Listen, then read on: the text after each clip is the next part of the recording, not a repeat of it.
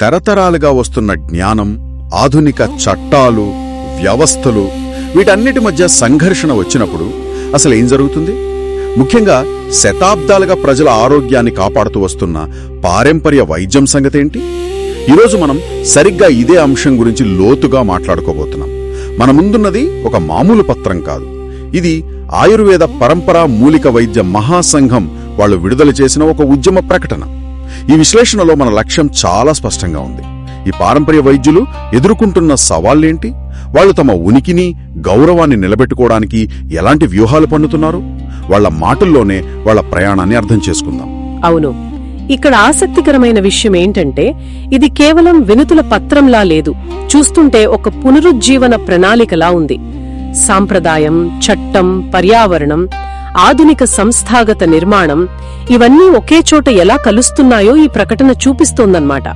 వాళ్లు తమను తాము కేవలం బాధితులుగా కాకుండా ఒక పెద్ద వ్యవస్థలో భాగస్వాములుగా, పరిష్కారంలో ఒక భాగంగా ఎలా నిలబెట్టుకోవాలనుకుంటున్నారో మనం ఇందులో స్పష్టంగా చూడవచ్చు.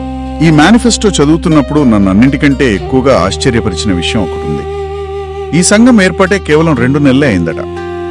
సాధారణంగా ఒక కొత్త సంస్థ నిలదొక్కుకోవడానికే 6 నెలల నుంచి సంవత్సరం పడుతుంది. అలాంటిది వీళ్లు కేవలం 2 నెలల్లో ప్రభుత్వ సంస్థలతో నేరుగా సమావేశాలు ఏర్పాటు చేయడం, అసలు ఇదెలా సాధ్యమైంది? దీని వెనుకున్న అసలు శక్తి ఏంటి? చాలా మంచి ప్రశ్న అడిగారు. ఈ వేగం వెనుక నాకు 2 ప్రధాన కారణాలు కనిపిస్తున్నాయి. ఒకటి, ఏళ్లుగా పేరుకుపోయిన అసంతృప్తి, అణచివేత. ఎన్నో ఏళ్లుగా విడివిడిగా వ్యవస్థీకృతం కాకుండా ఉన్న ఈ వైద్యులందరూ ఒక్కసారిగా ఒక గొంతుకగా మారినప్పుడు ఆ శక్తి ఊహించని విధంగా ఉంటుంది. ఇది ఒక ఆనకట్ట తెగినట్టుగా ఉందన్నమాట. ఇక రెండోది, ఇది కేవలం ఆవేశంతో చేస్తున్న పని కాదు. దీని వెనుక చాలా స్పష్టమైన పక్కా వ్యూహం ఉంది. సరైన వ్యక్తులను కలవటం, సరైన అంశాలను ప్రస్తావించటం, తమ వాదనలకు జాతీయ ప్రాముఖ్యత ఉన్న అంశాలను జోడించటం, ఇవన్నీ చూస్తుంటే దీని వెనుక చాలా మేధో మథనం జరిగినట్లు అర్థమవుతోంది. అంటే ఇది అనుకోకుండా వచ్చిన విజయం కాదంటారు. వారు తమ ఉద్యమానికి పునాదిగా 3 పదాలను కూడా స్పష్టంగా చెప్పారు: ఐక్యత్వం, నిబద్ధత, ధర్మపాలన. బహుశా ఈ 3 వారిని ఇంత వేగంగా నడిపిస్తున్నాయేమో. ఖచ్చితంగా. ఐక్యత వారికి బలాన్నిస్తే, నిబద్ధత వారి లక్ష్యం వైపు నడిపిస్తోంది. వాళ్లు చేస్తున్నది కేవలం వృత్తిపరమైన పోరాటం కాదు, ఇదొక ధార్మికమైన కర్తవ్యం అని చెప్పుకుంటున్నారు. ఇది వాళ్ల సభ్యులలో నైతిక స్థైర్యాన్ని నింపడమే కాకుండా బయటి ప్రపంచానికి, ప్రభుత్వానికి కూడా ఒక సానుకూల సందేశాన్ని పంపుతుంది. ఇంతటి సంఘటిత శక్తితో, స్పష్టమైన నినాదంతో వారు అధికారుల ముందుకు వెళ్లినప్పుడు కేవలం వినుతులు మాత్రమే ఇచ్చుండరు గదా. వాళ్ళు అసలు డిమాండ్లు ఏంటి, ఏ చట్టపరమైన సవాళ్లను ప్రస్తావించారు? అవును, వారు చాలా కీలకమైన, నిర్దిష్టమైన సమస్యలను లేవనెత్తారు. మొదటిది, పారంపర్య వైద్యులపై దాడులు. ఇది వారి భద్రతకు సంబంధించిన చాలా ప్రాథమికమైన సమస్య. రెండోది, తమ ఔషధాలపై, చికిత్సా విధానాలపై పేటెంట్ల ప్రమాదం. అంటే తరతరాలుగా వస్తున్న తమ జ్ఞానాన్ని కార్పొరేట్ సంస్థలు లాగేసుకుంటాయనే ఒక భయం. మూడోది, ఫార్మసీ లైసెన్స్లు, ఆయుర్వేద మందుల దుకాణాల అనుమతుల్లో ఉన్న తీవ్రమైన జాప్యం, ఇబ్బందులు. ముఖ్యంగా మ్యాజిక్ రెమెడీస్ యాక్ట్ గురించి కూడా ప్రస్తావించారు కదా. ఆ చట్టంలోని నిబంధనలు తమ వృత్తికి ఎలా అడ్డంకిగా మారాయో తెలిపారు. అవును, అది చాలా క్లిష్టమైన అంశం. ఆ చట్టం అసలు ఉద్దేశం ఏంటంటే ప్రజలను మోసపూరితమైన, శాస్త్రీయ ఆధారం లేని చికిత్సల నుంచి కాపాడటం. అయితే కాలక్రమేణా ఆ చట్టాన్ని పారంపర్య వైద్యాన్ని అణచివేయడానికి ఒక సాధనంగా వాడుకుంటున్నారని వీరి ఆరోపణ. అంటే దుర్వినియోగం చేస్తున్నారని. సరిగ్గా. తమ వైద్యం మ్యాజిక్ కాదు, తరతరాల అనుభవసారం అని వారు వాదిస్తున్నారు. ఈ చట్టాన్ని ఆధునిక అవసరాలకు అనుగుణంగా సవరించాలని కోరుతున్నారు. మరి ఈ పత్రంలో అధికారుల స్పందన చాలా సానుకూలంగా ఉన్నట్లు రాశారు. మీకు హక్కులు తప్పకుండా లభించాలి అని, ప్రామాణిక విధానాలను పాటిస్తే మీరు చేసే పని దేశానికి ఆస్తి అని హామీలిచ్చారని చెబుతున్నారు. అయితే ప్రభుత్వ అధికారుల నుంచి ఇలాంటి హామీలు రావడం సాధారణమే. ఈ మాటలకు ఆచరణలో ఎంత విలువ ఉంటుంది? ఇది కేవలం మర్యాదపూర్వకమైన స్పందనేనా, లేక నిజమైన మార్పుకు సంకేతమా? ఇది చాలా ముఖ్యమైన సందేహం. ఇక్కడ మనం ఆ వాక్యాలను జాగ్రత్తగా విశ్లేషించాలి. మీకు హక్కులు లభించాలి అనేది ఒక నైతిక అంగీకారం. కాని ప్రామాణిక విధానాలను పాటిస్తే అనే ఆ షరతు అదే అసలు కీలకం. Standard practices. స్టాండర్డ్ ప్రాక్టీసెస్ అంటే ప్రభుత్వం ఒక ద్వారం తెరుస్తోంది, కాని ఆ ద్వారంలోకి రావాలంటే కొన్ని నిబంధనలు పాటించాలని పరోక్షంగా చెబుతోంది. మీ వైద్యం గొప్పదే, కాని దాన్ని ఆధునిక ప్రపంచానికి అర్థమయ్యేలా, కొలవగలిగేలా ప్రామాణికంగా మార్చండి, అప్పుడు మేం గుర్తిస్తాం అనేది దానిలోని అంతరార్థం. ఇది ఒకేసారి అవకాశము, సవాలు కూడా. అంటే బంతిని తిరిగి వాళ్ల కోర్టులోకే నెట్టారన్నమాట. ఈ ప్రామాణిక విధానాలు అనే పదం వారి భవిష్యత్ ప్రయాణాన్ని నిర్దేశిస్తుంది. అయితే ఈ చర్చను వారు భారతీయ పరంపర వైద్య చరిత్రలో ఒక మార్పు బాటగా అభివర్ణించారు. బహుశా ఆ షరతును కూడా వారు ఒక సానుకూల ముందడుగుగానే చూస్తున్నారేమో. ఖచ్చితంగా. ఎందుకంటే ఇంతకాలం వారిని అసలు ఒక వర్గంగానే గుర్తించని వ్యవస్థ ఇప్పుడు కనీసం షరతులతోనైనా వారితో మాట్లాడటానికి సిద్ధపడింది. ఇది ఖచ్చితంగా ఒక మార్పే. ఈ చట్టపరమైన పోరాటం ఒక ఎత్తైతే, ఇక్కడి నుంచి వాళ్ల వ్యూహం చాలా ఆసక్తికరంగా మారుతుంది. వాళ్ళు కేవలం తమ హక్కులకే పరిమితం కాలేదు, తమ ఉద్యమానికి పర్యావరణ పరిరక్షణ అనే మరో బలమైన కోణాన్ని జోడించారు. వన కళ్యాణం అనే కార్యక్రమం. దీని ద్వారా అంతరించిపోతున్న ఔషధ మొక్కలను రక్షించడం, అడవులను పునరుద్ధరించడం లక్ష్యంగా పెట్టుకున్నారు. ఇది వ్యూహాత్మకంగా చాలా తెలివైన ఎత్తుగడ. అయితే దీనికి మరో కోణం కూడా ఉండొచ్చు కదా. తమ ప్రధాన డిమాండ్ అయిన చట్టపరమైన గుర్తింపును సాధించడానికి పర్యావరణ పరిరక్షణ అనే ఒక బలమైన ప్రజామోదం ఉన్న అంశాన్ని ఒక కవచంలా వాడుకుంటున్నారని విమర్శించే అవకాశం కూడా ఉంది కదా. ఏమంటారు? విమర్శకు ఆస్కారం ఉంది, కాని వాస్తవిక దృష్టితో చూస్తే అది అసంపూర్ణ విశ్లేషణ అవుతుంది. పారంపర్య వైద్యానికి ప్రకృతికి మధ్య ఉన్నది విడదీయరాని బంధం. వారి వైద్యం మొత్తం వనమూలికల మీద, ప్రకృతి వనరుల మీద ఆధారపడి ఉంటుంది. కాబట్టి పర్యావరణాన్ని కాపాడుకోవడం అనేది వారి వృత్తిని కాపాడుకోవడంలో అంతర్భాగం. అది వారి అస్తిత్వ సమస్య. అయితే మీరన్నట్లు వారు తమ అస్తిత్వ సమస్యను ఒక జాతీయ సమస్యగా, ఒక ప్రపంచ సమస్యగా మార్చడంలో అద్భుతమైన వ్యూహాత్మక తెలివిని ప్రదర్శించారు. అంటే మేం కేవలం మాకోసం అడగడం లేదు, దేశ పర్యావరణ సంపదను కాపాడటానికి మీ భాగస్వామ్యం కోరుతున్నాం అని చెప్పడం ద్వారా వారి వాదనకు నైతిక బలం చేకూరుతోంది. ఆ వ్యూహం ఫలించినట్లే కనిపిస్తోంది. ప్రభుత్వ, ప్రైవేట్ సంస్థల నుంచి వచ్చిన స్పందన చూస్తే ఆశ్చర్యమేస్తోంది.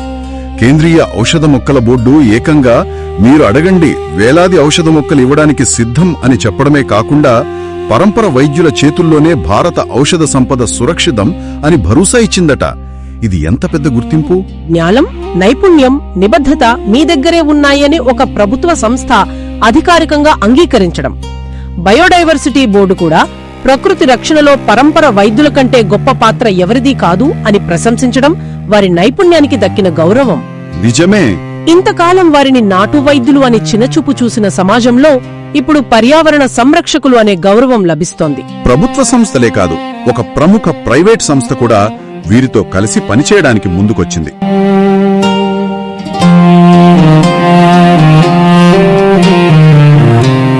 అందులో వీళ్ల పాత్ర కీలకమని చెప్తూ ఒక అద్భుతమైన మాట అన్నారు. పరంపర వైద్యులు ఉంటేనే అటవీ నిజంగా అటవీ అవుతుంది అని అన్నారట. ఈ వాక్యం నన్ను చాలా ఆలోచింపజేసింది. అది చాలా శక్తివంతమైన వాక్యం. దాని అర్థం చాలా లోతైనది. కేవలం మొక్కలు నాటితే అది తోట అవుతుంది, కాని అడవి కాదు. ఏ మొక్క ఎక్కడ పెరగాలి, ఏ మొక్కతో కలిపి పెంచాలి, వాటి ఔషధ గుణాలు ఏమిటి, వాటిని ఎలా సేకరించాలి, ఆ పర్యావరణ వ్యవస్థను ఎలా సమతుల్యం చేయాలి, సరిగ్గా ఆ జ్ఞానం ఉన్నప్పుడే అది నిజమైన అటవీ అవుతుంది. ఆ జ్ఞానం పరంపరా వైద్యుల దగ్గర ఉంది. అందుకే వారు తమను సమస్యలో భాగంగా కాకుండా పరిష్కారంలో భాగంగా విజయవంతంగా చూపించుకోగలిగారు. ఇక్కడ ఒక ఆసక్తికరమైన వైరుధ్యం కనిపిస్తోంది. ఒకవైపు ఇంత బలమైన పర్యావరణ చట్టపరమైన వాదనలు వినిపిస్తూనే మరోవైపు తమ ఉద్యమానికి ఆధ్యాత్మిక, సాంస్కృతిక మూలాలను కూడా అంతే బలంగా పటిష్టం చేసుకుంటున్నారు. కోరుట్లలో 105 అరుదైన మూలికలతో ధన్వంతరి యజ్ఞం నిర్వహించారు. కేవలం సాంప్రదాయాన్ని గుర్తు చేసుకోవడమే దీని ఉద్దేశమా, లేక తమ ఐక్యతను, ఉమ్మడి లక్ష్యాన్ని పటిష్టం చేసుకోవడానికి ఇలాంటి ఆధ్యాత్మిక కార్యక్రమాలు ఒక బలమైన సాధనంగా పనిచేస్తాయంటారా? రెండూను. ఇది కేవలం ఒక పూజ కాదు. చూడండి, వారి సభ్యులందరూ వేర్వేరు ప్రాంతాల నుంచి, వేర్వేరు గురు పరంపరల నుంచి వచ్చినవారు. వారందరినీ ఒకే తాటిపైకి తీసుకురావడానికి ఒక ఉమ్మడి సాంస్కృతిక ఆధ్యాత్మిక చిహ్నం కావాలి. ఆయుర్వేదానికి అధిపతి ధన్వంతరి కాబట్టి ధన్వంతరి యజ్ఞం చేయడమనేది వారందరినీ భావోద్వేగంగా వృత్తిపరంగా ఏకం చేసే ఒక శక్తివంతమైన సాధనం. మనందరి మూలమొక్కటే, మన లక్ష్యమొక్కటే అని చెప్పుకోవడానికి ఇది ఒక వేదిక. అదే రోజు ఆయుర్వేద అనుభవ యోగాలు అనే ఒక పుస్తకాన్ని కూడా ప్రారంభించారు. అలాగే జగత్యాలలోని సూర్యధన్వంతరి ఆలయాన్ని పారంపర్య వైద్యులకు ఒక దీపస్తంభంగా ప్రచారం చేస్తున్నారు. ఇవన్నీ వారి సాంస్కృతిక గుర్తింపును బలపరిచే ప్రయత్నాలే. అవును, అయితే ఇక్కడే వారి అసలైన వ్యూహం బయటపడుతుంది. వారు కేవలం గతాన్ని పట్టుకుని వేలాడటం లేదు, అదే సమయంలో ఆధునిక సాంకేతికతను కూడా పూర్తిగా వాడుకుంటున్నారు. హైదరాబాద్లోని నారపల్లిలో ఒక కేంద్ర కార్యాలయం, వైద్యులందరికీ క్యూఆర్ కోడ్ ఐడి కార్డులు. క్యూఆర్ కోడ్ ఐడి కార్డులా? అవును, ఫేస్బుక్ పేజ్, వాట్సాప్ ఛానల్, ఒక ప్రత్యేక వెబ్సైట్, త్వరలో నెలసరి ఆన్లైన్ మ్యాగజైన్ కూడా ప్లాన్ చేస్తున్నారట. ఈ రెండింటినీ ఎలా సమన్వయం చేసుకుంటున్నారు? ఒకవైపు యజ్ఞాలు, ఆలయాలు, మరోవైపు క్యూఆర్ కోడ్లు, వెబ్సైట్లు. ఇది చూస్తుంటే వారు 2 పడవల మీద ప్రయాణం చేస్తున్నట్లు అనిపించడం లేదా? లేదు, మీరన్నట్లు ఇది 2 పడవల మీద ప్రయాణం కాదు. వారు 2 పడవల్ని కలిపి ఒక పెద్ద నావలా నడుపుతున్నారు. యజ్ఞాలు, ఆలయాలు వారి అంతర్గత సమాజాన్ని, ఐక్యతను, గుర్తింపును బలపరుస్తాయి. అవి వారి ఆత్మ. అదే సమయంలో క్యూఆర్ కోడ్ ఐడి కార్డులు, వెబ్సైట్, ఆన్లైన్ మ్యాగజైన్ ఇవి బయట ప్రపంచంతో, ప్రభుత్వ వ్యవస్థలతో మాట్లాడటానికి ఉపయోగపడే సాధనాలు. అవి వారి శరీరం. ఆత్మ, శరీరం. అద్భుతం. క్యూఆర్ కోడ్ ఐడి కార్డ్ అనేది ఒక చిన్న విషయంలా అనిపించవచ్చు, కానీ అది ఆధునిక ప్రపంచంలో గుర్తింపు, ప్రామాణికత, వ్యవస్థీకరణకు చిహ్నం. మేం పాతకాలం వాళ్లం కాదు, మమ్మల్ని లెక్కలోకి తీసుకోవాలి, మేం వ్యవస్థీకృతంగా ఉన్నాం అని చెప్పడానికి అది ఒక శక్తివంతమైన ప్రకటన. అద్భుతంగా చెప్పారు. ఆత్మ, శరీరం రెండింటినీ పటిష్టం చేసుకుంటున్నారు. ఇక వారి భవిష్యత్ కార్యాచరణ చూస్తే ఈ దృష్టి మరింత స్పష్టంగా కనిపిస్తోంది. వారు నిర్దేశించుకున్న లక్ష్యాలు చాలా ఆశయపూరితంగా ఉన్నాయి. అవును, అవి కేవలం తక్షణ సమస్యల పరిష్కారానికి పరిమితం కాలేదు. పారంపర్య వైద్యుల గుర్తింపు కోసం శాసనపరమైన పోరాటం అనేది మొదటి మెట్టు మాత్రమే. దేశవ్యాప్తంగా ఉన్న వైద్యుల కోసం ఒక జాతీయ రిజిస్ట్రేషన్ ఫార్మాట్ ని సిద్ధం చేయడం, ఇది వారిని ఒక అధికారిక వ్యవస్థలోకి తీసుకువస్తోంది. అవును, ప్రభుత్వానికి ఒక 5 స్థాయిల విధాన ప్రతిపాదనను సమర్పించడం ద్వారా వారు కేవలం అభ్యర్థనలు చేసే స్థాయి నుంచి విధాన రూపకల్పనలో భాగస్వాములుగా మారాలని లక్ష్యంగా పెట్టుకున్నారు. సరిగ్గా. అంతేకాదు, ఒక ఔషధ మొక్కల బ్యాంక్ స్థాపించాలనేది వారి గొప్ప లక్ష్యాల్లో ఒకటి. అలాగే తరతరాలుగా వస్తున్న పారంపర్య వైద్యుల జ్ఞానాన్ని గ్రంథాలయాలుగా సేకరించి భవిష్యత్ తరాలకు అందించాలని ప్రణాళికలు రచిస్తున్నారు. అంటే ఇది కేవలం తమ తరం వైద్యుల కోసం చేస్తున్న పోరాటం కాదన్నమాట. అస్సలు కాదు. ఇది దేశ ఆరోగ్య, పర్యావరణ వ్యవస్థలలో పారంపర్య వైద్యాన్ని శాశ్వతంగా, అధికారికంగా భాగం చేయాలనే ఒక దీర్ఘకాలిక దృష్టి. వాళ్ల ప్రణాళిక చాలా సమగ్రంగా ఉంది. చట్టపరమైన, విద్యాపరమైన, పర్యావరణ, ఆర్థిక ఇలా అన్ని కోణాలను స్పృశిస్తూ ఈ ప్రణాళికను రూపొందించారు. ఇది వాళ్ల దార్శనికతను తెలియజేస్తోంది. మొత్తంగా చూస్తే ఈ మేనిఫెస్టో ఒక ఉద్యమం యొక్క ఆత్మను మన ముందుంచుతుంది. ఇది కేవలం తమ వృత్తిని కాపాడుకోవడమే కాదు, భారతీయ జ్ఞాన సంప్రదాయానికి పునరుజ్జీవనం కల్పించి దానికి గౌరవ ప్రతిష్టలు తీసుకురావాలనే ఒక పవిత్ర ప్రయత్నంగా వారు భావిస్తున్నారు.